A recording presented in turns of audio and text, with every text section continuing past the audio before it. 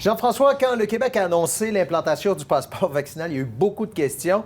Et puis là, on s'aperçoit qu'un mois et demi plus tard, il est maintenant, parce que c'était la première province canadienne, il est maintenant étendu presque partout au pays. Là. Oui, je vous montre la carte en date du 5 août, moment auquel François Legault a annoncé l'imposition du passeport. Il y avait quelques provinces qui s'interrogeaient. Il y avait l'île du Prince-Édouard qui le demandait pour les touristes et sinon, pratiquement toutes les provinces l'écartaient. La même carte en date d'aujourd'hui, on remarque que 8 provinces sur 10 comptent l'implanter d'ici le 4 octobre prochain. Restent 2 irréductibles gaulois, Terre-Neuve et Labrador, où on souhaite l'imposer sur une base volontaire, et l'île du Prince-Édouard où c'est le statu quo. Et je vous fais remarquer que dans les 24 dernières heures, il y a 3 nouvelles provinces qui ont joint le club. Il y a l'Alberta, le Nouveau-Brunswick hier et la Saskatchewan aujourd'hui. L'Alberta, c'est un cas particulier, là, parce que c'est volte-face carrément du premier ministre. Là. Absolument. Jason Kenney a mentionné que c'était la hausse des hospitalisations qui faisait en sorte qu'on avait cette volte-face. On est à 218 dans les soins intensifs. C'est du jamais vu depuis le début de la pandémie. Et le niveau de contamination là-bas est 4 fois plus élevé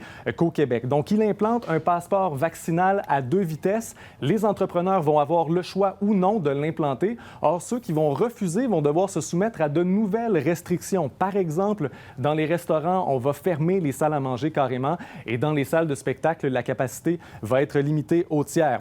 Concernant la preuve de vaccination, une seule dose va être suffisante jusqu'au 25 octobre. Un résultat négatif reçu dans les 72 heures précédentes sera également accepté. Et enfin, ajoutons que les rassemblements intérieurs privés sont désormais limités à 10 personnes en Alberta et qu'elles devront toutes être vaccinées.